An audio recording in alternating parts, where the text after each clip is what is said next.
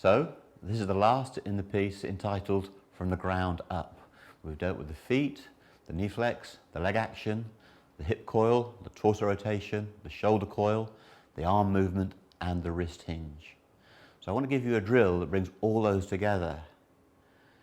Again, if people had their hands glued onto the club, there wouldn't be any teaching pros around. People would learn golf the way they learn other sports. But here's a drill that I think is absolutely complete, and it's hitting shots with the knees together. Now, when I say hitting shots with the knees together, I mean literally touching.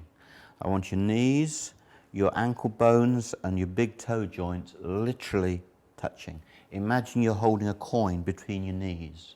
Now, the knees can move a bit like a skier, but if they separate an inch, the exercise is invalid.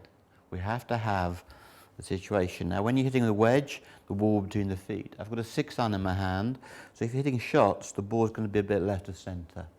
So, absolutely bog standard pre-shot routine, but then bring the knees and ankles and toes together. Now, if you turn your shoulders with no wrist hinge, the weight of the club is sufficient to actually make you fall over. And that is true on the way through. If you don't release properly, the weight of the club will pull you forward. So, by putting the knees and the ankles and toes together, when you do make a rotation of the shoulder, a coil, you can't tilt because the leg would separate, and nor can you sway because you'd fall over.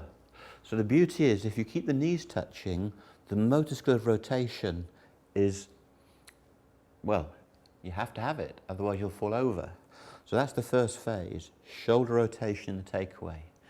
Now, of itself, you'll fall over. So very quickly you learn that the shoulder coil has to be married to wrist hinge. So that's what we're looking for, knees together, shoulder coil and wrist hinge, and we're good to go. Then we're going to release the shot with the right hand. Now, it's permissible on the way through for your ankles to separate, but the knees should stay together. So it's a fantastic drill. The better your grip and posture are, the easier it's going to be for you. If you can mix your shoulder turn to your wrist hinge, you're going to have the right length of backswing and the right plane of backswing, and it gives you good rhythm. And when you come through the shot, you have to hinge and release the wrist and the forearms, otherwise you'll fall over. So let's show you that. Start off with your normal pre-shot routine, of course. Then bring the ankles, toes and knees absolutely touching. As I say, imagine you're holding something between your knees. Off we go. I'm going to go shoulder and wrist. I'm going to blend and release. So you can see that I'm capable of hitting the ball about just 130 yards knees together. My knees are touching. This ankle is allowed to release. So going back, the ankles stay together. On the way through, you release the ankle, but the knees are still touching. I think the best way to start as a beginner, particularly for a kid, was to get somebody to show you a decent grip, albeit a little bit strong, and for the first 6 months of your golfing life, play knees together. It'd be like a little sort of seedling in a plant pot. You give it a bamboo cane to grow up. Practicing with the knees together is a fantastic drill, and I've had my juniors at the golf club, I've had them play 9 holes knees together, and most of them scored better knees together than knees apart. So it really is a good drill.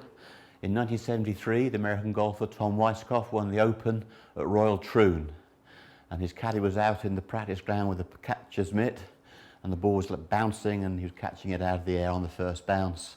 And Tom Weiskopf went from wedge right through to driver, kept his knees together for every shot, went to the first tee, played the 4th round and won the Open. And he felt that it was a great exercise for timing and for balance. So if it works for Tom Weiskopf, it should work for us. Full pre-shot routine, ankles and knees together, knees touching, coil and release.